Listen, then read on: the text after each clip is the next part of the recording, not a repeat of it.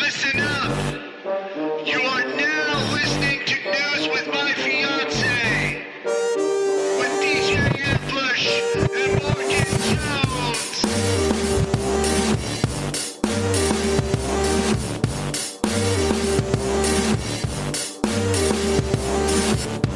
It's a Thursday morning. It's a Thursday migraining.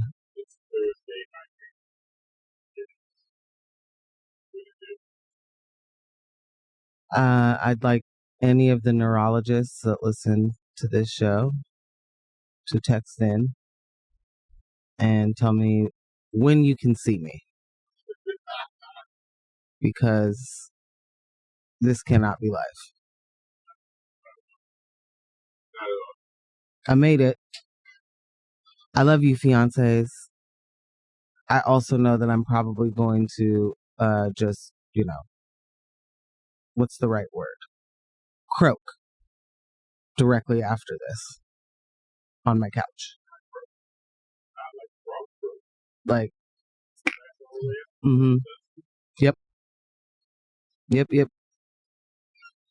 I'm really trying to keep it together, but there's a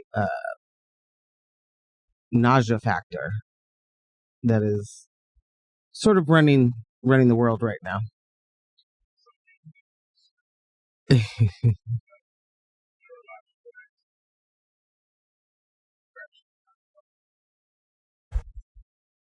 I can't really hear you.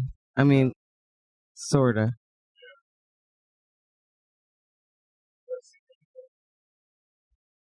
Michelle, are you there? Can you let us know what's our sound looking like out there? I do love again that Michelle is both Monday and Thursday. Exactly. She's quality control. Yeah. Absolutely. Yeah. We have a lot to talk about today.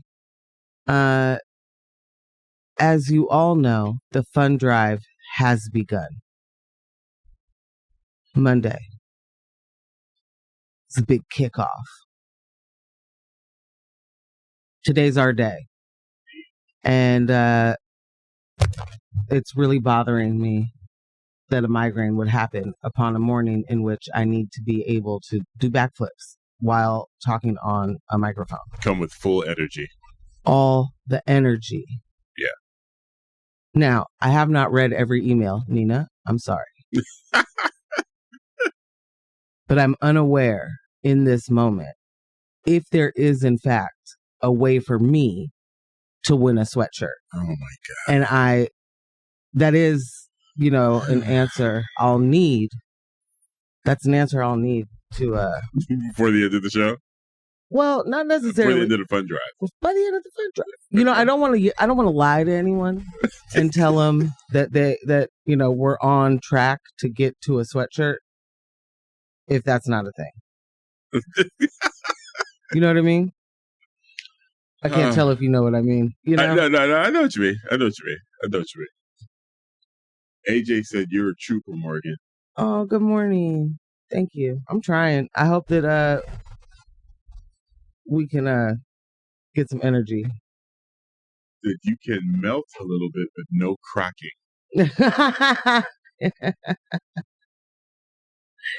Morgan sounds good. Ambush, where are you? Giving ghost whispers, sir. I think I see, I'm seeing myself coming now. So it was something here with the cable. It says now Ambush sounds regular. Yeah. It was just so you're back in action. Is AJ also quality control? Backup quality control. You know what I'm saying? You know what I'm saying? Good things. It does make me worry about Michelle. Are the phone lines open? But very thankful for AJ. Phone lines open. Did you turn the phone on? Is the landline? Is the landline ready to receive text messages? Shout out to AJ and EGC. Yes. Had a great time getting up with them earlier this week for season 2 of Sharing Culture. Yes. Really, really great interviews. Kent Ford, one of the original Black Panthers here in Portland. So that was great. And then there's a young man, James Lovely. Mm-hmm. Oh my goodness. Amazing. Just brilliant young chap. All of this energy and language makes me think this is a very young person. He's about to turn 9. Yes, okay. Yeah. If y'all can see, Ambush turns into everybody's uncle when he's talking about little kids. And it's my most favorite because he lights up. It's true. It's like, oh my goodness, this brilliant 8-year-old. Yeah. He can't stop smiling right now. It's true. Now my cheeks are just blistered. It's adorable. Yeah. Uncle Ambush is a real thing. And then shout out to Daniel Grady from Black Futures Farm. So it was a really good production day. Knocking out those 3 interviews. We got some more on the way. But yeah. Good morning, Michelle. She's made it. She said, good morning. We made it. We just had our own technical difficulties. Good morning to you both. Blame us. Technical difficulties are obviously contagious. It's what happens on Thursdays and Mondays. You know? It's Mercury is in Gatorade. It's in Gatorade. Yeah. That's how that works. But you touched on it earlier. Yeah, we're fun driving. We are fun driving. We are driving the funds. You know what I'm saying? Helping you guys drive your funds to our peer-to-peer page. And I know you were like, God, Morgan, you're always talking about you getting a sweatshirt. Let me tell you how you can get your own. Okay? While hopefully, Nina? Huh? Hopefully there is a... The fact that you're giving the microphone come hither eyes. Well, it's Nina. Nina. Nina's right there. Yeah. I'm hoping she can hear it. And through the airwaves. Thank you. I was like, microphone? No. See, this is what happens. Get a migraine. None of the words make sense. So there are some amazing thank you gifts. Yes. This go round for sustained giving or the equivalent in a one-time gift. So you want to give us $10 a month or 120 one-time payment, you're getting a beanie. And this is a beautiful embroidered beanie. This is not, some haphazard situation. Yeah, nah. That's the one thing I'll definitely say about X-Ray merch. They come through. The quality is there. Locally sourced, and the quality is there, guys. The last t-shirt that I received from a fun drive. Thank you, Nina. One of my favorites. I wore it yesterday. The one you came home bragging about? The one from the meeting? Oh, no. Okay. If you were there, you could have got one too. That was just, I won bingo after other people won bingo. Okay. There were lots of people that won bingo at the All Station meeting. And that t-shirt, top notch. It's so soft. I love it very much. I love it very much. If you get $15 a month or 181 time, you get an X-Ray record tote. Nice. This year's logo, super hard. Like the... Oh, yeah. Or what'd you say? For your what?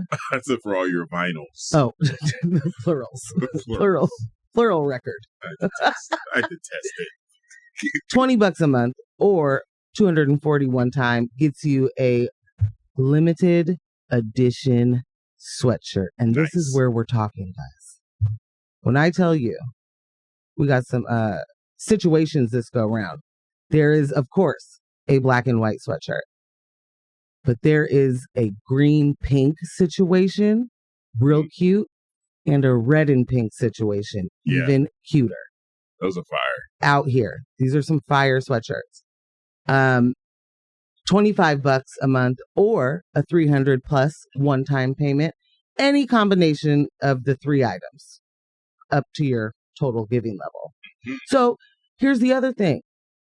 You can switch it up. If you give $25 a month, you can get a $15 item and a $10 item. You know, you get choices around here when you keep us on the air and keep this station going. Yeah. Especially in moments like this where, the local scene is pretty interesting. That's the way to put it. Yeah, as we were, was that yesterday, Ambush? The headline that you read me was pizzeria selling pizza with a side of cocaine. Yeah. Reported by, was it Coin or KGW? KGW, one of those on their Twitter. Yeah. Only for us to find out. Well, you click the link there and it's Germany. Yeah. Germany. They're talking about Germany. And the way that they said it didn't sound, you can put that in the headline. Yeah. Pizza shop in Germany selling cocaine. With slices of pizza. Yeah. Instead, it sounded like it was on, Hawthorne. I was going to say, it sounded like it's on Burnside. Right. Like, oh, this is in Southeast? Where's this happening? I literally was like, which pizza shop do we know for real doing this? Anything for clicks. One of my favorite responses was like, oh no, what a terrible idea. How could they do this? Where is this place? What do I ask for? What do I ask for? That was the best one. How do I get there? Oh my gosh. Anyway. Yeah. When at least we're telling you this is a national story, I guess. Yeah. Off top. Internet. Also, just not trying to. Yeah. Yes. Thank you. The clickbait, the rage bait, the making it sound as if the hellscape in which they report on every day in Portland is in fact Gotham, and that's they know that people aren't clicking in, reading that. They know on Twitter people are reading that headline. They're like, "See, pizza shoals or something." Right. And then they just keep scrolling. That happens on the like, come on. That says a lot. Yeah. Right. But now that's in their mind. Yep. And they're on the rest of their day. And they're like, yo, you won't believe what I saw on local news in Portland. This is why I moved away from there. They're selling cocaine with pizza. Good job. Good job. Which place? Oh, I don't know. Someplace in Portland. Somewhere in Portland, it's probably. They love pizza. And then we just start talking about probablys and maybes and I'm guessings. Indeed. Anywho, we have a goal for the day, and the goal for the day is $3,250, 30 total givers, and what we really want to see, guys, you hear me? 5 new members. Boom. Big 5. Kenneth said, my boss at an old job at a pizza place on Hawthorne got fired for getting cocaine delivered to them while at work. Not the DoorDash of your dreams. Oh my God. That's a wild boss. How do you tell someone else not to get drugs delivered to work? Right over here. I'm just, I mean, as the employee, right? I'm just looking at this dude like, oh, it's up and it's stuck. It's all bets are off. How else am I making it through the night? This shift is rough. Not at work, though. Okay, so... it can't be like, meet me on my break at the corner. Kenneth, here's my question. Did they come in? Did they sit down? Or did they buy anything? Was there any smoothness to this transaction? Or was it like, what up, man? I'm here with your cocaine. Let me get a slice. DoorDash here, got the cocaine? Nose dash here. Wow. That's, okay. This is a little bit more spirited than I'm used to. Oh, you ain't seen nothing yet. Right? Sure. Yeah. Okay. What would be helpful to me is an earlier music break than normal, but let us give what we're chatting about today. if that's cool. Sounds And good to me. come back. Yeah. Hit a little, what's going on with this measure 110? I don't know. Or 118. See, man. You said, man. I just want to put my head down so bad. I'm sorry, y'all. I'm going to misspeak a lot, I think. Maybe I shouldn't be the one talking so much. And it's not like Ambush is not trying to talk. I'm literally just keep going. So I'm sorry. It's quite all right. Involved. It's what the people want. It gets them going. Well, we'll talk about 118 when we get back from a break. We're also going to talk a Portland woman who's facing some challenges in a spousal identity theft case. I cannot wait for you to tell me all about that. Oh yeah. I'm gonna be honest, guys. I know about 2 of the stories that we're doing. we had a big birthday yesterday. Yeah, we did. To be clear, I am not hungover. No, it wasn't that type of birthday. Not that kind of birthday. But big 1-8, baby. One of our littles. Our littlest. The littlest. Littlest little. Out of here. Gone. Adulthood. She told me she's never leaving. So. Oh. She told me that last night. Really? Yep. I was like, yay, it's your time. She said, I'm never leaving. She was like, I'm not going anywhere. And I was like, well, obviously not right now because you're in school. And she was like, ever. Never going anywhere. Lies. Oh, big ones. Yeah. You know? Yeah. But it's cute to hear. It is. And some national news. A Memphis police officer pleads guilty to stealing $18,000 in Crime Stoppers reward money. Which is just called overtime. That's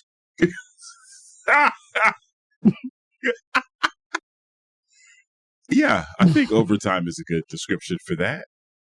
Or it's actually the pot is called what's the over or under. Right. And then you just take it. Wow. And if you haven't heard yet, whoa. Former Abercrombie and Fitch CEO Mike Jeffries indicted on sex trafficking charges. Listen, they all know each other. I'm just going to say that. They have trainings and TED Talks on Epstein Island. There's been an opening of Pantera's box. No, that's... What? That's the box. That's guys. Not the box. All right. No. Kevin said, leaving home in this economy? I don't blame her. Not doing it. Like, who can? You know? Like, get out of here. Foolishness. Wish my parents would let me back in. Wait, does that work? I don't think so. I don't think so. Yeah. I also don't wish that. Wish my parents would let me back in. You know? Just in this economy. Right. I don't want to have to deal with this. It's too much. Let's all go live with Nick and Cher. Boom. Not gonna make it. All right. Music break me. A music break? Okay, I'll hit you a music break. And then we'll be right on back. And we are back. I want to issue a retraction. Aha. Earlier, I was saying that, you know, with some of the sex trafficking cases that are popping up, obviously Pantera's box has been opened. Jorah corrected me. It is indeed Panera's box. I know some of you are thinking, isn't it Pandora's box? You're wrong. What was it? I'm sorry? Panera box. It is Panera's box. It's Panera's box that's been opened. Correct. Yeah. Thank you for the, retraction. Yeah. And correction. It was necessary. That's the way responsible media works. It's true. And for anyone that doesn't understand, how did we get here? Sex trafficking, Pizzagate, dough, bread, Panera's okay. box. Oh, I just thought there'd be some of that in there too. Oh. But I was wrong. Mistaken. Right there. All ties together. It's not hard, people. You just have to want to see the truth. You know, the dots are there. Yeah. Connect them. Okay? Get them connected. Get them connected. But again, we are in the fund drive. All right? Wheel. I'm the soundboard today. Everyone who gives between now and midnight on Sunday will be entered to win a 1-month pinball machine rental to have in your own household. From Wedgehead. Wedgehead coming through with the big gift. Are you even ready? Do you know which pinball machine it is? Oh, no. I haven't seen the little ads on X-Ray. It includes the delivery, first off, which and I the think setup. That's huge. Essential. Yeah. Yeah. And to be specific, the winner will be getting a rental of the Lord of the Rings pinball machine. LOTR, baby. Ranked one of the top 10 machines of all time. Really? Yeah. Which would cost you up to $10K to buy as a permanent fixture in your home. That's pretty serious. I saved everybody from the yell I was about to get. Yeah. Yeah. Shout out to Wedgehead, located at 3728 Northeast Sandy Boulevard. Wedgehead has a rotating collection of over 150 pinball machines. It's insane in there, too. Like, it's really fun. Have you been there? Yeah, we went there for Megan's birthday. I wasn't sure. Okay. With 21 on the floor at any one time, plus a full bar and restaurant, and co-op team tournaments every Thursday. For more information, you can head to wedgeheadpdx.com. Booyah. Did you already tell them what the goal for today was? Yeah. Okay. I will say the funny story along with being at Wedgehead is I believe you locked the keys in the trunk. That's not funny, but it is a story. I'll tell you that much. Yeah. Oh, there was something else I was supposed to mention. Head to our peer-to-peer. Yes, there's exactly what you're supposed to Yes, head to our peer-to-peer to donate. You can donate several different ways. You can go to the website, hit the banner right there for the fund drive. You can hit the donate button. You can head to our peer-to-peers also from the main page or from the donation page. It's like donate for a friend. Mm-hmm. You hit that link. You can also go to the News of My Fiancé Instagram. Link is in the bio for our peer-to-peer. Shout out to someone that already donated. I think it was B Plumber.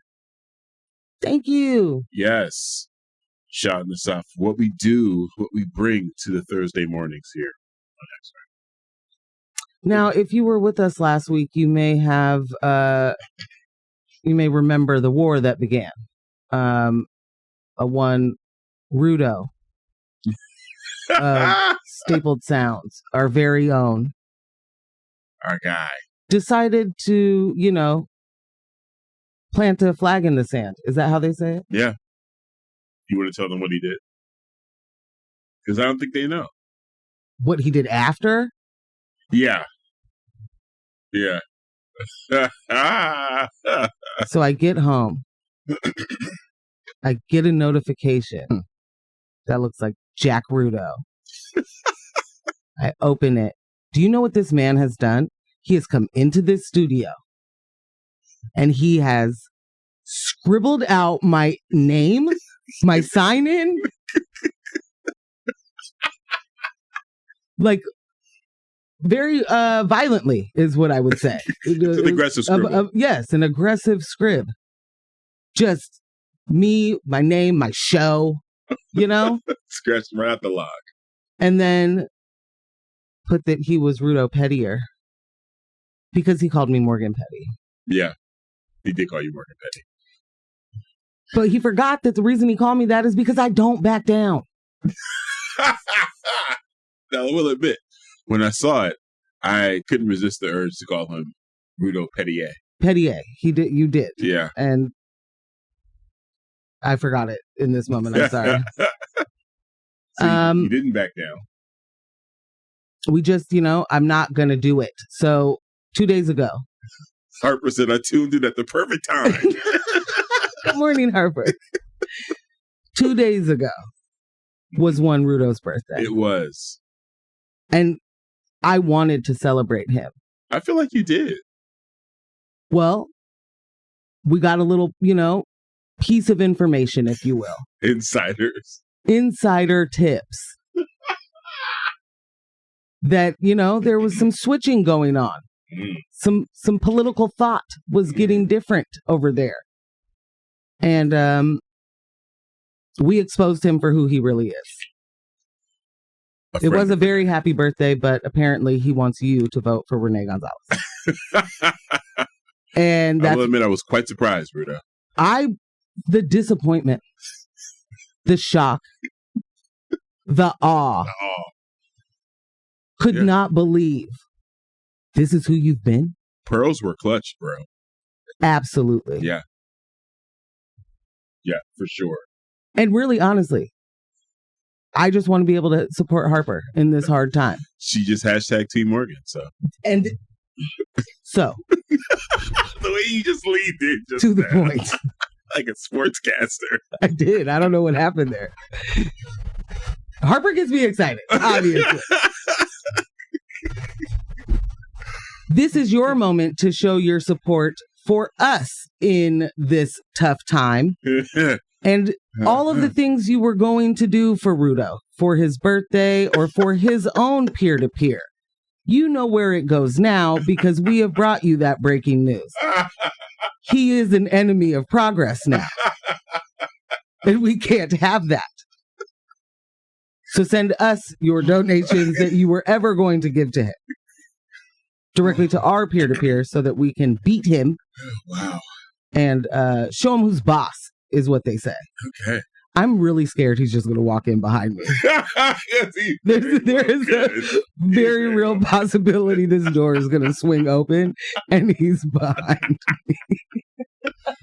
He's a man of excellent timing, for sure. Happy belated birthday, Rudo. I hope you liked your gift from me. Yeah, I think he loved it. Harper, I'm holding your hand, babe. Anything you need. You got me. Yep. You feel it? Feel that? Love radiating. Right over here. Right over here. Okay, will you do me the kindness? What am I doing? Of doing the first story. And I don't care which one you pick. All right. Did you want to get into 118? Did you? Oh, right. Okay, actually. Yeah. Tell me about 118 because I am preliminarily learning and I'm getting confused. Same. And so I don't have a position because I'm confused. So I want to say, I don't want to call it a controversial measure, but I think it probably is. It's been polarizing for sure. You think it's controversial, eh? I think any idea of universal basic income is controversial in a capitalist world. A redistribution of the wealth. Yeah, I think that's controversial. I don't think that it should be. It much like, I have feelings about the words that I think should go for other causes. Like, I think it should be radical to, I think it's radical to want genocide. Like, I think that's like not. Yeah. So when someone's like, sorry. No, I thought, yeah. So controversial in that way. Yes, I think it is. I do not think that universal basic income should be, much like I don't think reparations should be. I think that everything that has been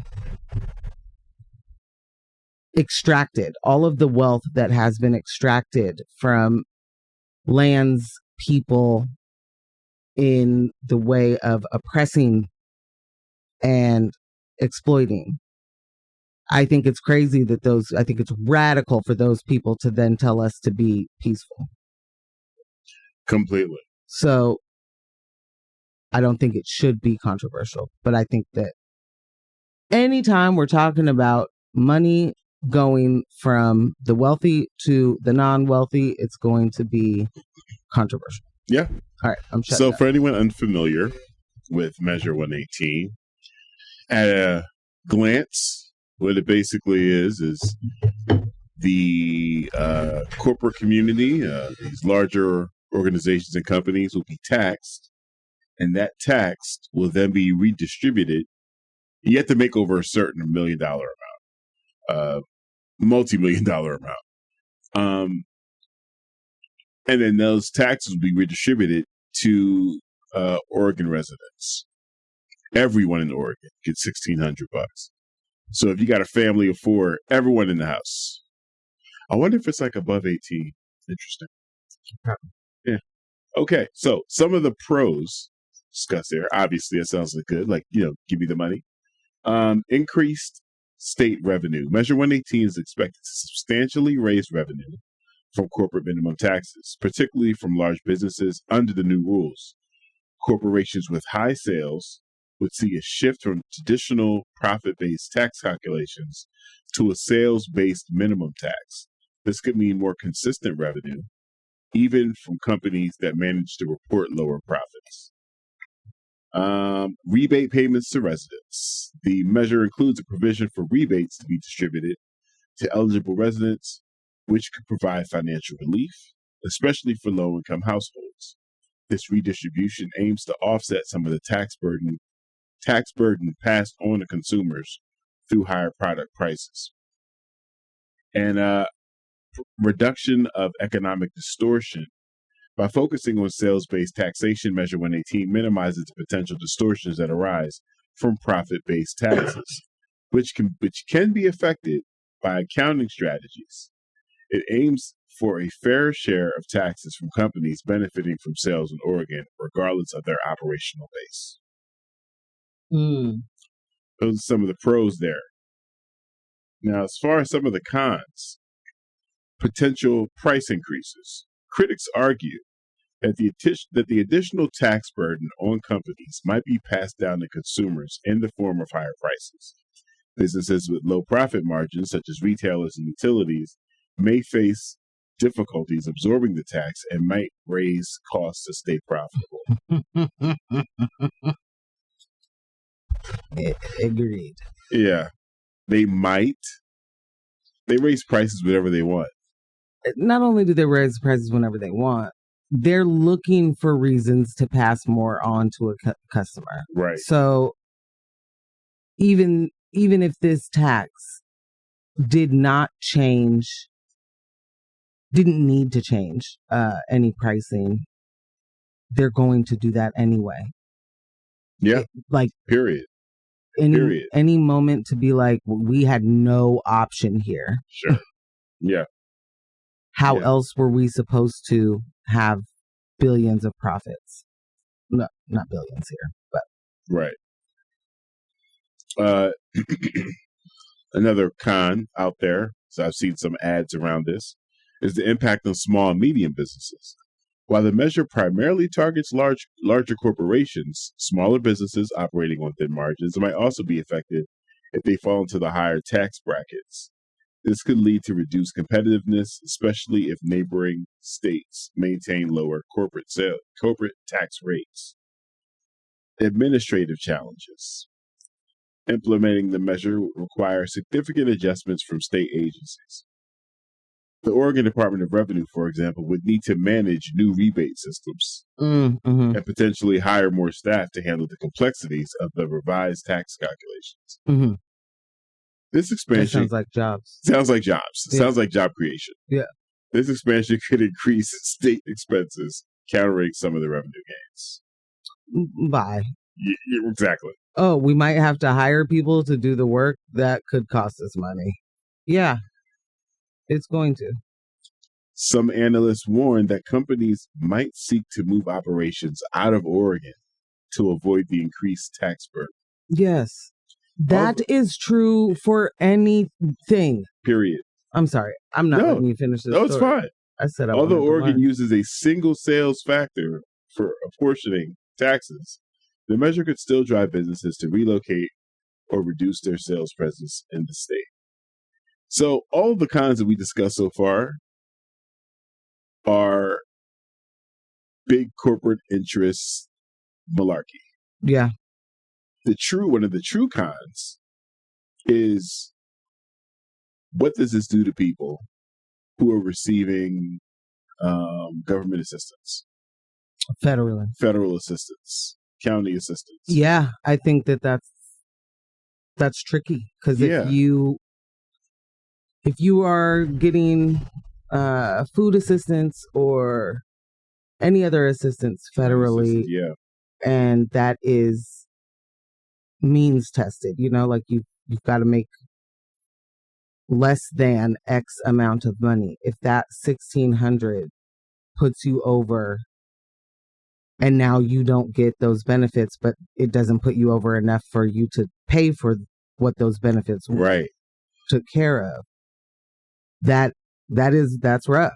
And I understand people being, upset that would be everybody receives $1,600. So people that don't need it or wealthier people that paid into it. Right. Right. I understand that the idea of why would rich people get it, but I'm very much in the boat of when it comes to that. Are we talking about everybody, or are we picking and choosing what universal means? Right. Like when I say we should have universal health care, single payer health care, that includes for the rich people that can afford their own health care. You know, that includes the people who are, paying for Cobra or whatever and can afford it. Right. It's everybody, because everybody should be able to go to the doctor. Everybody should be able to do these things. And if that means that rich people don't have to pay for it in that way anymore, fine. Everyone should also be getting the same level of care. Absolutely. Right? So that also plays a factor. If it's okay, everyone universal health care except for the rich people because they can afford it, you've already set a substandard for yourself. We already know what the universal is going to look like. Right. Yeah. Silly. No, everybody's included. Much like when we were talking COVID, quote, stimulus money. Like, people were upset then that rich people would get it. Well, yeah, I don't understand. Are we all in the emergency or not? And I'm not saying that, I don't know. I just think it's interesting to want to means test everything, even when it comes down to like, what's the word here? Is it universal or is it some people get it? Right. And we know how that kind of thing happens. If it's just some people, we know who's going to fight it. Right. Right. So someone added in the chat, text over, I believe the threshold is 25 million in profits, and also includes corporations doing business in Oregon, even if not housed here. So like Walmart or Kroger. It's awesome. I mean, yeah, this sounds like a very Portland initiative. It really does. That, along with ranked choice voting, all of this just sounds like yeah. Going back to the point you just mentioned about, is it for everyone or not? When I first heard that rebuttal of, I don't think rich people should get it, it caught me off guard because it came from someone that usually, in my opinion, is nailing it out here with some of their political opinions. Yeah. And it kind of, it was interesting because when I said it to you, you were like, well, everyone doesn't get it right all the time. And that's true. It seemed to me in that moment like, well, wait, the amount of people that aren't rich that will benefit from this, you'd rather they receive nothing because of the handful of the rich that would receive the same thing, that would receive this money that they'd probably spend on a lunch at the country club. That literally means nothing to them. Right. You're willing to just halt the whole process? Like, we gotta get it together because that ain't it. That ain't it. Now, the issue of people being pushed off of their benefits, again, that's not complicated.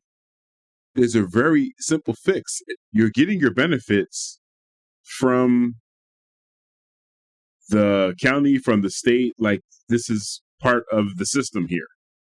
This same system is also creating a situation that is going to give you a $1,600 windfall.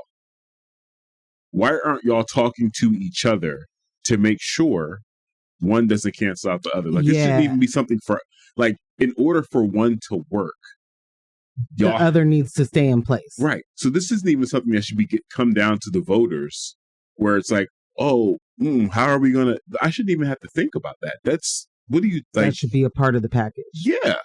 Hard agree. And I think that maybe verbiage in the bill can, you know, if you, I don't know exactly what that verbiage is, but I believe that you can write that in, that you can make it work where those are separate or not impacted by one another, you know?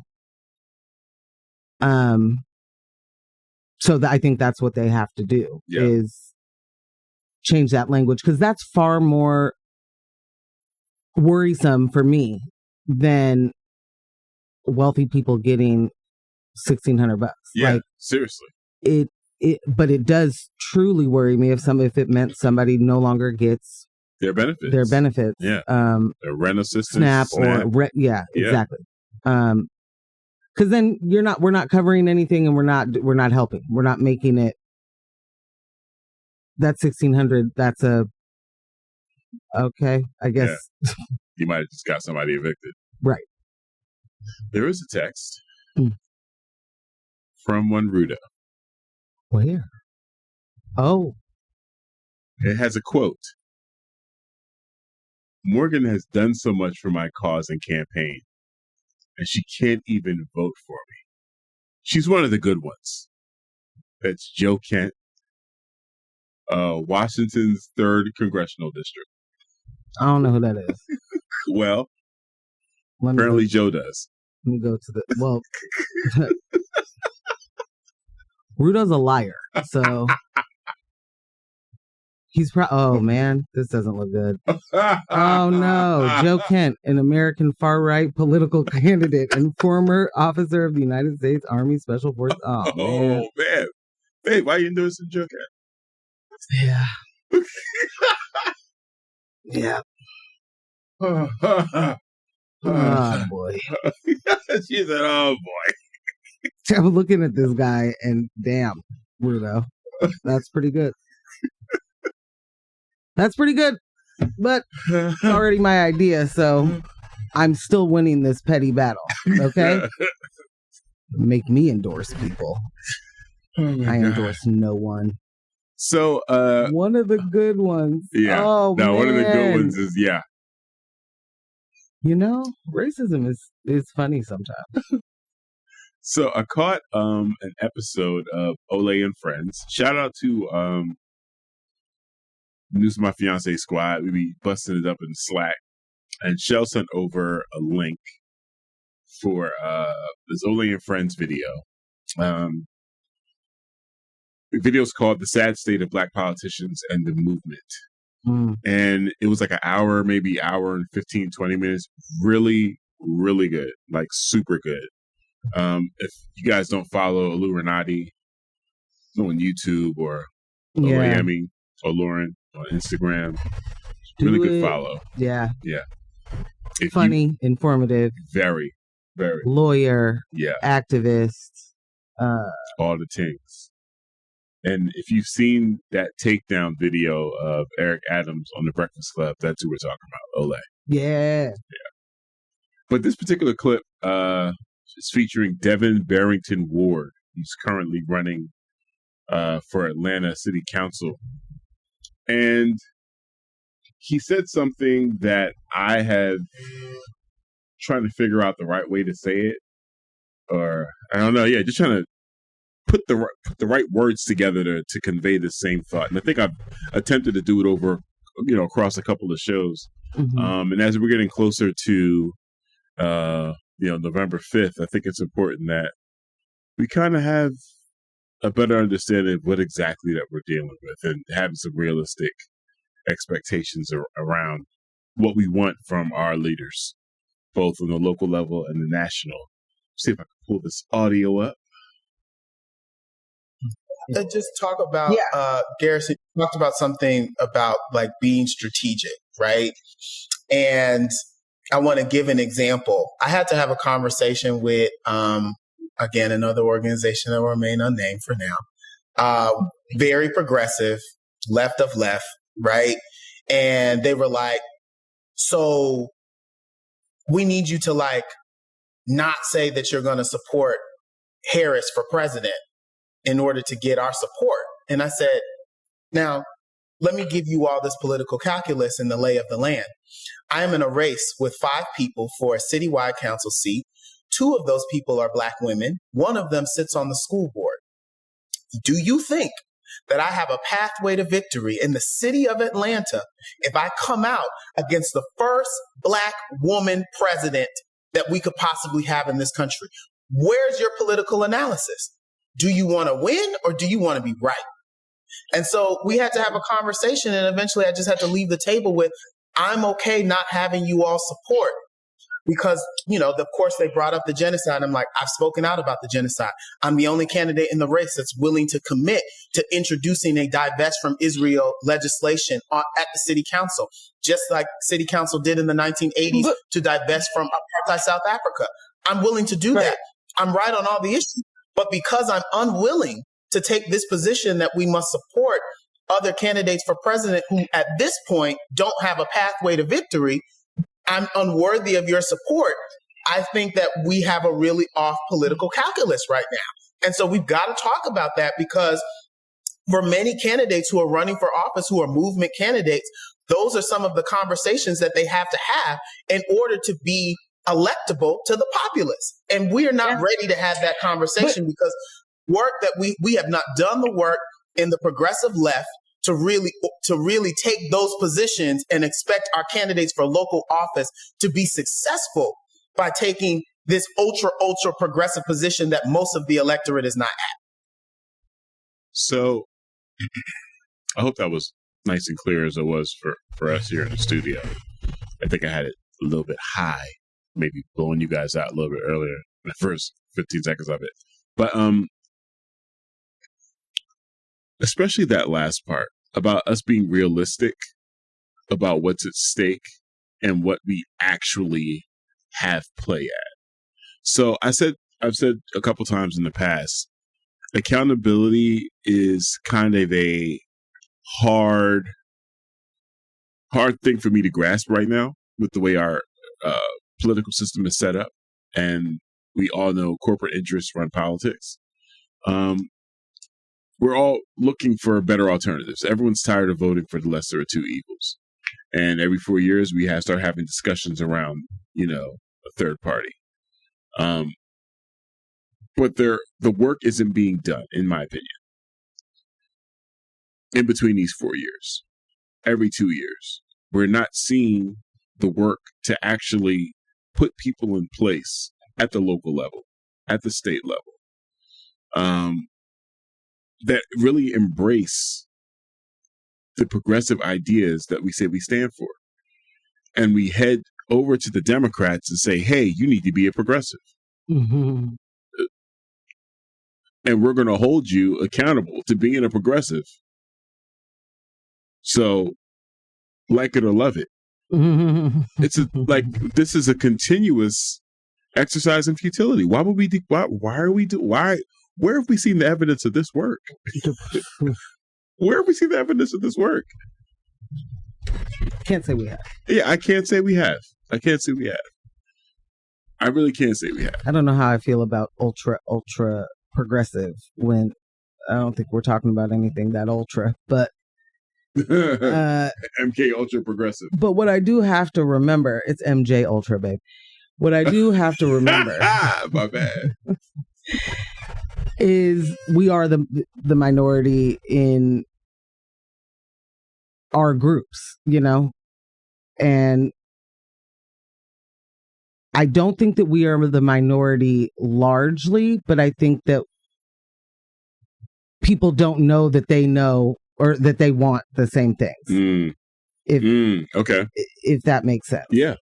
There's a lot of people that are just like, yeah, this is what it is. So that's what, just even take your health insurance being tied to a job. It's just like, that's what it is. So that's what it is. You leave your imagination there. And what if it could be different? Would you want it to be different? You haven't thought about those things before. So sometimes it's a knee-jerk reaction. It's like, I don't need it to be different. Right. Couldn't even imagine it being different. Exactly. Yeah. But if we are talking about what it can be and what it looks like in practice and actually what that whatever initiative is, what it would do for people, and we're talking, how it would materially change people's lives. Folks start to see, oh, no, that actually would be better, right? Right. It would be better if we didn't have to be bogged down by X, Y, or Z. Universal basic income would be great because of X, Y, Z. When you think of it in the ways that you're not being sold it, like, you know what I mean? People that are against a bill like that are going to tell you your prices are going up, your so-and-so's going up. Nothing, you won't even basically see that money. Right. Because it's going to get eaten up with all the increases. Right. Cost of living, everything's going to go up on you. And what we need to remember is, one, that's a choice. And by that I mean that's a greedy choice that companies or whoever makes when they get to try and pawn it off on a tax code or something, when really it's you're choosing. You're deciding that because you are being taxed more money, you're going to raise the prices so that you don't have to lose in profit. And we're talking about large corporations that are profiting beyond belief. Yeah. And they're doing it not just by charging us too much money for the goods that they sell. They're also stealing from the people that work for them. Precisely. We got a text, really good one, said the bill should include language that prevents unreasonable annual price increases beyond government reported inflation numbers on products, goods, and services. When businesses and landlords know their customers have access to, quote unquote, more money, their first goal is to try to extract it from their hands. Exactly. Local government should be trying to prevent that if they actually care. Yes. Ding, ding, ding, ding, ding, ding, ding, ding, ding, ding, ding. Bingo. You win. P-Town also said November 5th is my favorite holiday, National Day of Protest. Yeah. Hey, Bella. Yeah. Also, in saying that people, from our viewpoint, we may be in the minority, but from the things that we want, like you said, they're not radical. We're actually in the majority, and people are not realizing that they want some of the same things. And there's so many dividing points purposely put out there, constructed for us to not realize our commonality. Exactly. I could imagine someone, and I've heard it, in some of our spaces, whether it's text threads or just within community, where it's like, oh, that's for white people. I don't need to vote on that. I don't need to be concerned with that. That ain't got nothing to do with me. That got nothing to do with me. That's for white people. And I can imagine some racists or some bigots out there saying, well, if black people want this particular thing, it must not benefit me. It must actually disadvantage me in some way if this is something that the black community is pushing so hard for. Affirmative action. College acceptance rates. You see, they're now trying to sue. Yes. So, it's very interesting. I just want to make sure that we're thinking big picture with this coming election. Shout out to Don't Rank Renee. I really love that account. It's so informative. It's so good. So good. Oh my gosh. We got a paragraph just came. Can you read that? Can you see it? Yeah. Hold on. Yes, I can. Okay. Cancel culture. Perfect example of Portland being so black or white. You're either in their court or you're not. And when you don't seem to be, you're canceled. Many people are unwilling to come to the table to have a conversation that requires imagination, foresight, and the ability to see what's possible beyond, quote, what's in it for me, or what the bandwagon says is the right thing to do. Yes. Yes. That's the point. That is indeed the point. So we're going with all this. All right. Now, do you want me to give you the Abercrombie? Yes. Do you? I was going to say, or the spousal identity theft, or the Memphis, or the Crime Stoppers. Okay, I will give you the Crime Stoppers. A Memphis police officer, former Memphis police officer, Erica Hutchison, has been sentenced to 6 months in prison after pleading guilty to conspiracy to steal over $18,000 in Crime Stoppers reward money. The case, which has been kept under wraps until uncovered by WREG investigators, sheds light on a fraudulent scheme that Hutchison orchestrated using her position within law enforcement. According to federal courts, Hutchison, who had access to the Crime Stoppers database, manipulated the system from August 2023 through November 2024. Go on. She entered false data to approve reward payouts, which were then collected by a person identified as KB. Was it you? It may have been. I don't know. Let me check my bank account. Hutchison and KB worked together to fraudulently receive a total of $18,500 in reward funds meant for legitimate tipsters. The scheme was discovered after the FBI conducted surveillance on January 10th at a Crime Stoppers payout location, where they observed KB picking up payments for 2 false tips. This surveillance At a time. This surveillance confirmed Hutchison's role in the conspiracy, which she used her position to facilitate by entering the fake updates in the system. Hutchison was placed on administrative leave in February during an internal investigation and resigned in April. While still resign. Yeah, while still under scrutiny. You know, they always get to resign. She was charged in federal court on June 3rd and pled guilty the same day to 1 count of conspiracy to commit theft from a program receiving federal funds. 2 weeks ago, she was sentenced to 6 months in prison, followed by 2 years of supervised release.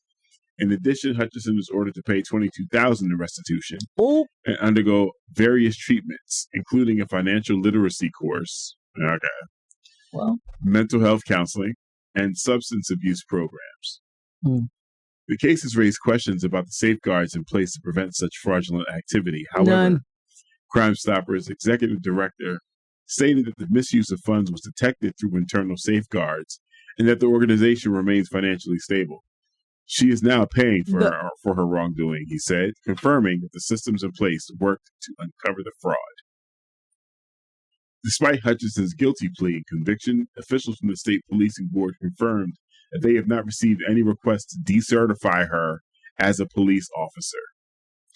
Records indicate that Hutchison had been with the Memphis Police Department for 17 years before her resignation. You know what? WREG investigators. If all you did was steal $18,000, really, I don't know. Why decertify it? Are continuing to probe the case, particularly the identity of KB and their relationship with Hutchison. Federal documents indicate that KB was charged separately, but further details have not been disclosed.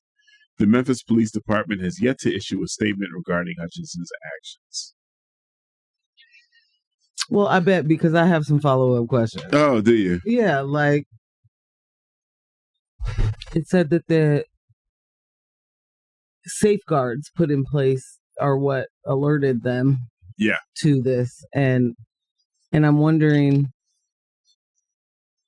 how she got 18 with one person getting multiple payouts in a day. Right. Like, what are the safeguards? Should we not be just on KB alone. Let's just sit with, we didn't even change the name. KB. It's one person who knows about all the crime in the city. It's just like, oh my god! I think that's a red flag on its own. I don't think the FBI has to come in for that one. Yeah. But I mean, I do understand it's federal dollars. I guess I don't think I knew that. I don't know that I knew that Crime Stoppers was federal dollars. Oh, this is so interesting. Yeah. You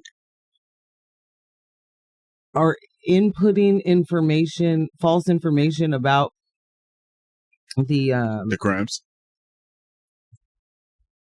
Oh, here's a tip. But a tip, if you will. Yeah. Like, here's a tip. That tip's worth $500. Here's another tip. That's worth $700. Tip away. $1,000. $5,000. But doesn't Crime Stoppers work in a way where it's like if someone's arrested or found, or like it's not just like you call and be like, crime. Right. Crime right around the corner right now. Crime is happening. Yeah. I mean, whatever the guidelines are. Are we arresting people that did or didn't do these things? You know what I'm saying? Like, oh, I don't know. What is this? The text says, okay, we're going to talk about Trump and his BS photo shoot. What's the photo shoot? It's P-Town. Yeah. Someone said, geez, poor Hutchinson. What did Trump get for his fraud convictions? He got the FBI watching him too. And damn, aren't tipsters anonymous? I guess not. Listen. Well, you got to put some initials in because you got to get paid. You got to. You know, P-Town, what's the photo shoot? What'd he do? What'd he do now? Did he give us a photo dump or? It's interesting that here we are, Crime Stoppers, working with local law enforcement to incentivize the community to give tips. And let's just make it in-house. Local law enforcement, like, there's conversations about tipping themselves off. Right. There's conversations about what is Crime Stoppers doing to tighten things up. No one's saying, what should about the police stop stealing from the funds? It's like a given that the police are going to police. What is Crime Stoppers doing what's crazy about Crime Stoppers anyway? That is a line in which the police are like, we need your help. Help. What's going on out there? We don't have any access to figuring it out. How about you tell us? We'll give you a couple of bucks for it. Oh my gosh. So now it's just in-house. Now we don't even need you from the outside. We're just going to make up the tips. Yeah. Does it lead to anything? That's what I thought that Crime Stoppers had to lead to something in order for you to get the money. Well, maybe that's, also part of what caused the triggering of multiple red flags. If there were no arrests, there's a whole bunch of tips. Oh, no arrests. Hey, man, these are supposed to lead to arrests. You can't pay out. Yeah, right. Why are you guys paying out over there? You did not get bingo. You did not. Their accountant is peeved. We'll take another music break before I hop in the rest of these stories? Please do. All right. Also, guys, remember, 'tis the fund drive. We are driving the funds. Money, okay? money.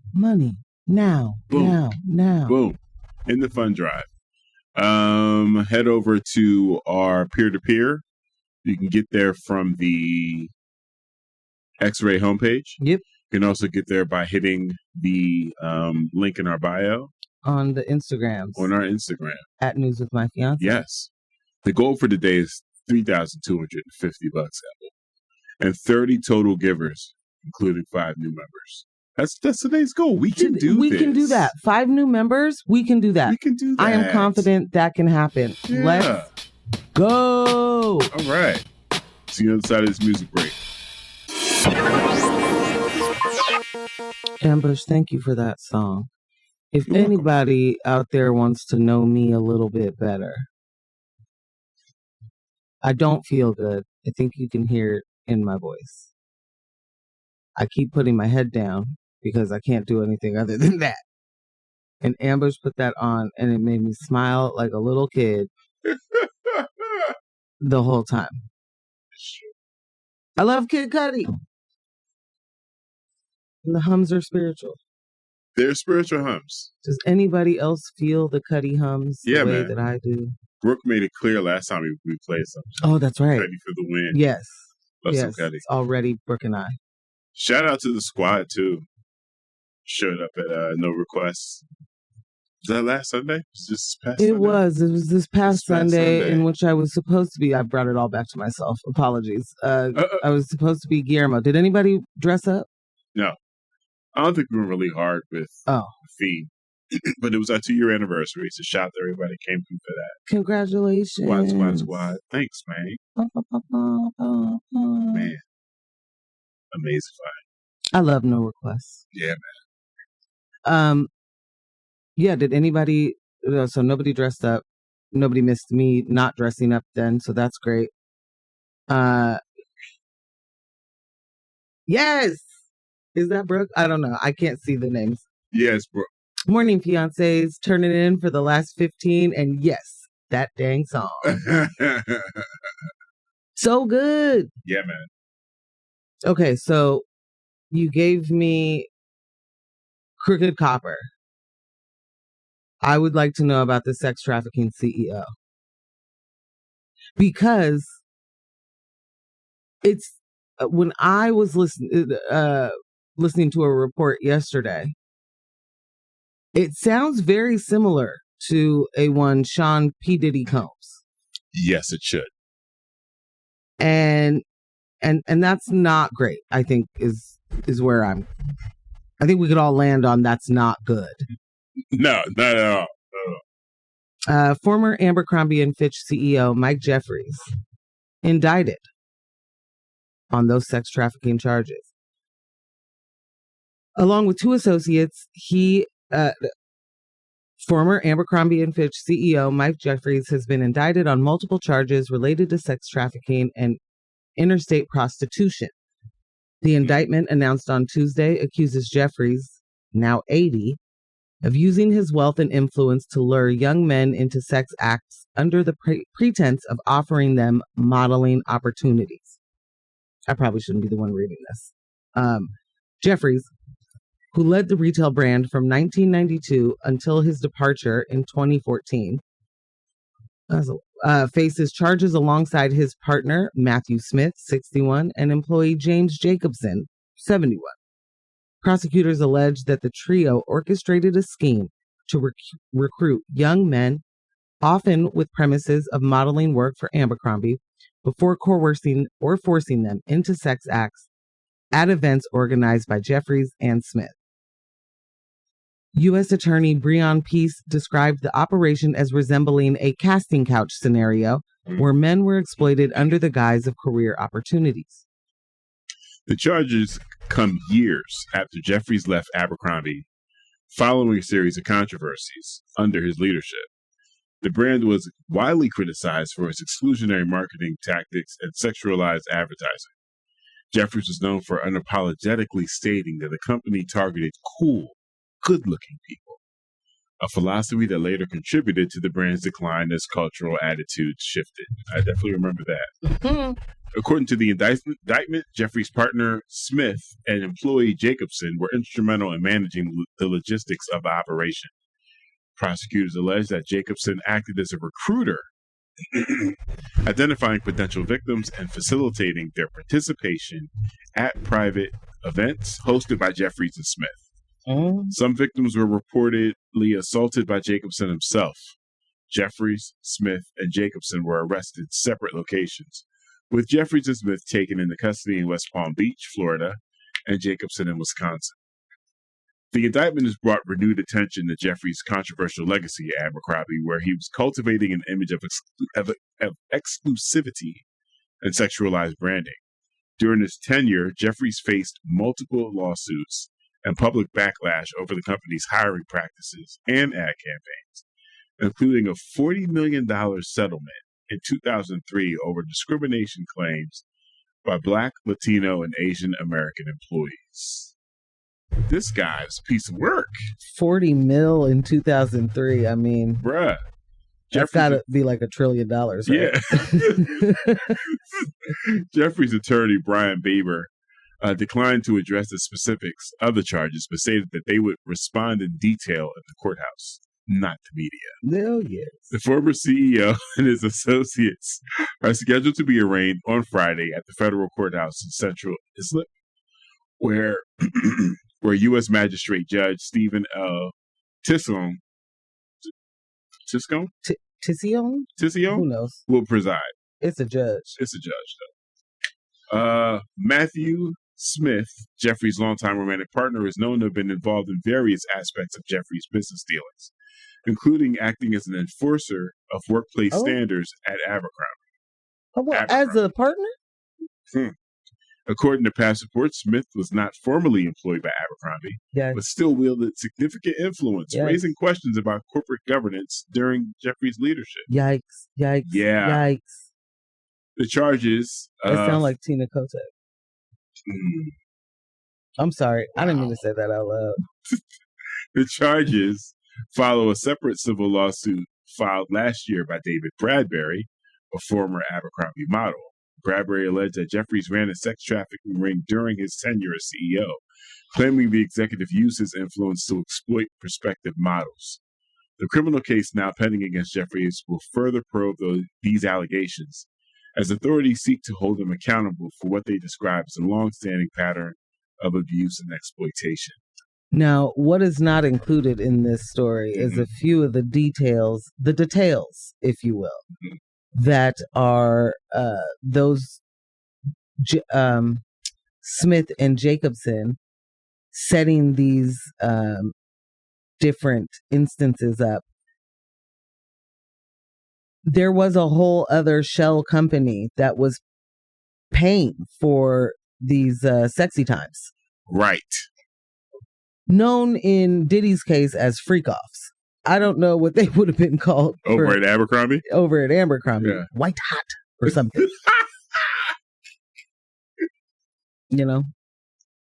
But when you have created a company in order to traffic right, under the guise of modeling for your big box brand, I honestly believe they have to be having TED Talks with each other. Like, there's got to be a seminar. Yeah. There's got to be, this is how you do it, guys. This has worked forever. And it's not working right now. Right. They're not probably continuing classes in this moment. You know? Webinars. Yeah. But this kind of intricate, multiple people having employees that are being paid to hire or get the travel, you know, accommodations, literally traffic supplies, people. Yeah. That's not folding t-shirts. Nah, bro. That's not marketing campaigns. You know, like those aren't actual jobs for a retail establishment. Yeah. Yeah. So, like, what part of the world? What are we doing? I mean, if we can, if only for a moment, if we could take a trip back to earlier in the show when Panera's box was opened, I think it's safe to say that there's definitely some through lines. There's something happening behind the scenes. You said one of the reporters asked the person at the press conference, you know, there seems to be a trend of these types of cases popping up. You know, are there any more? Or, you know, what else is coming down the pike? And my immediate reaction to that was, you know what? Let me put my conspiracy theory hat back on. It's all connected. Everyone kept asking, when are we going to see the Jeffrey Epstein list? When are we going to see the Epstein list? When are we going to see the list? There's so many powerful people on this list. When are they going to get taken down? We need this list. Methinks you're seeing the list. Okay? Oh no, this is the list? Methinks you're seeing the list. Other powerful people. Flight log. Who have been on these trips that have their own little sex trafficking enterprises. I think that's what we're seeing here, guys. Yeah. All you really need is one high-profile celebrity that has everything to lose, whose name is popped up on the flight log, or his face has popped up in the video of Diddy's, or a witness is identified at the Abercrombie party, and that one person can tie it all together. And I'm talking about Kevin Spacey. Oh.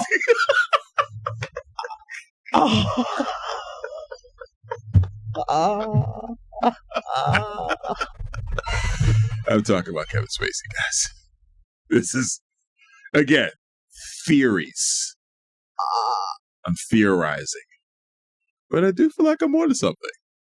You know? Yeah. Yeah. Ooh. Wow. Especially heinous is all I can say. Yes, especially heinous. Where is Olivia Benson? Don't call Stabler. Finn, are you here for this? Bruh. Sorry, there's so many texts coming in. It's hard to... It's popping. So, Michelle said, did these people take their playbook from a very special episode of Smart Guy? or what? Oh my God, I so remember that show. I'm sorry, I'm going downhill fast. Yeah. Someone else said, anytime you see these clothing stores open, despite them being empty as hell, and no one buying these clothes, something is going on behind the scenes. Absolutely. Oh, wow. The almost like the money laundering that was happening at TD Bank, you know? I don't know. I should have mentioned that story. But TD Bank out here doing all the money laundering for cartels, absolutely incredible. That was just like, excuse me? Especially when it's like, there are a bunch of movies about the opioid crisis right now, right? And movies, TV shows, documentaries, a lot. All of it. It's like they just figured out it happened. Yeah, right. One of the ones, don't even remember the name, but they basically, I do remember, but I think it's Body Brokers. That's more about rehab, rehabs that surgery and stuff. No. Oh, okay. Like substance abuse rehab. Oh, okay. Live-in rehabilitation, but really it's like you're just a person there, which means that place is getting a bunch of money, and so someone just pays you to go do it. Right. So you finish treatment and you wait 2 weeks and then you go to a different treatment kind of thing. Like you're just getting paid to do that. Anyway, part of it was them being in, like, picking up people in a van and taking them around to do some of the things. And it's like that with that money laundering. Like they were literally taking people to different branches in a van and having them deposit money that would not raise a bunch of flags, but what would under 10,000, right, or whatever. Right.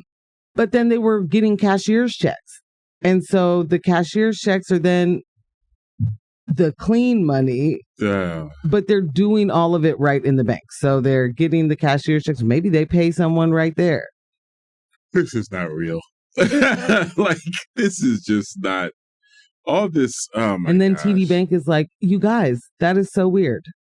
We had no idea that they deposited over $2 million in a day like that. I had no clue. Our system doesn't even tell us that. White collar crime is always so interesting to me because there are always, no matter what, just because the nature of the systems that they're going through. Yep.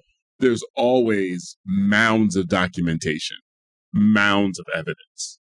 And so many different like clearances that you then, or regulations you had to like look past or whatever in order to just like do the thing you just did that you're like, oh, I didn't know that was bad. The amount of people that have to sign off. Right. It's just like the deniability is like, no. It's crazy. Yeah. P-Town asked, wait, is Diddy and Abercrombie, they're both clothing lines. Diddy did. Yeah. Sean John Clothing have a clothing line. I meant the same in the way of these, whatever the business is. Like his was likely the record label that was, you know, financing the freak off. Sex trafficking. Yeah. Sex trafficking is a better way to say that. Freak offs definitely is not working for me. No. I don't like reporters saying too many different implications. But you know what? It's literally what he called them. So yeah, that's the proper name for these parties. He was. What a mess. Full mess. Anyway, yeah, just any of these companies that are being able to disguise.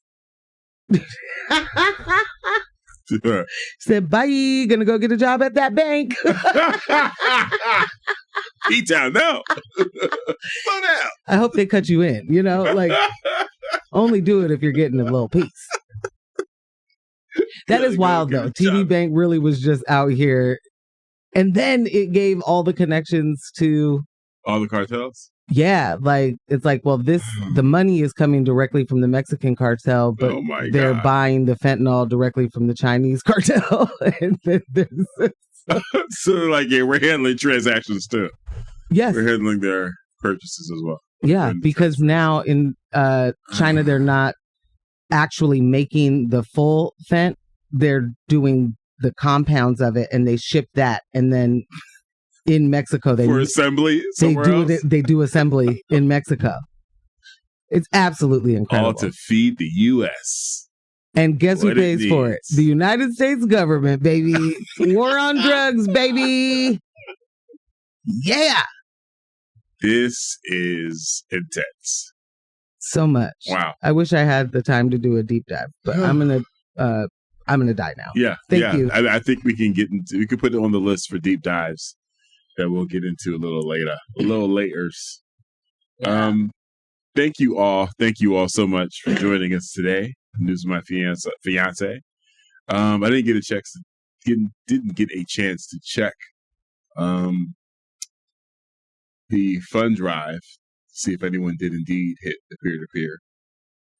But you're going to. Yeah, I will. I meant y'all are going to hit the peer-to-peer.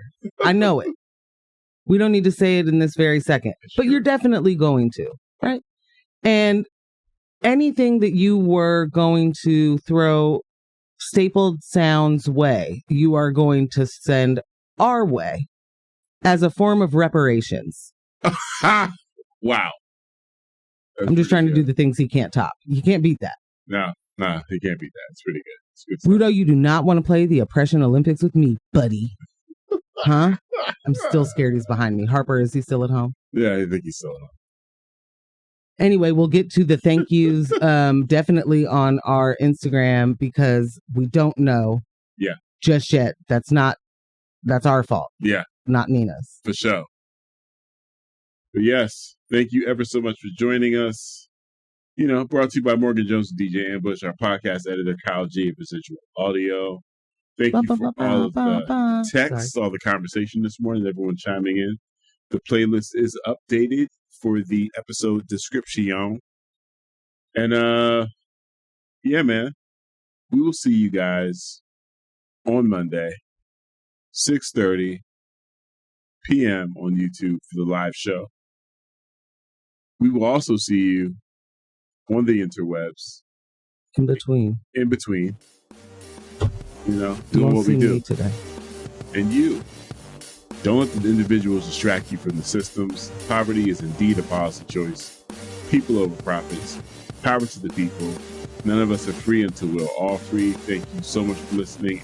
Bye.